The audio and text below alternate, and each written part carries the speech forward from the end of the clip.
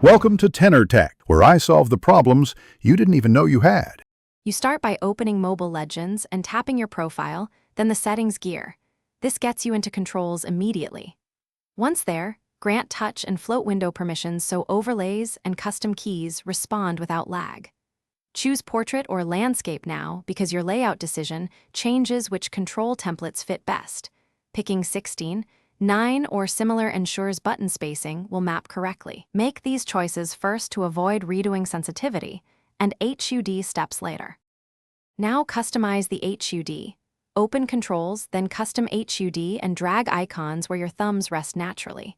You should resize attack and skill buttons to around 0. 8.1. 1 So reachability and precision balance. This reduces missed inputs during fights. Once done, decide quick cast versus manual cast, quick for speed, manual for precision, and toggle that setting so your muscle memory builds correctly. Make small moves and test in practice mode to refine placement and scale. Finish by tuning sensitivities. Change camera and skill sensitivity in small 5 to 10% steps so you learn steadily without overshooting. Save your HUD layout, then jump into a practice match to evaluate aim, rotation, and button reach. Note anything that feels awkward and return to tweak.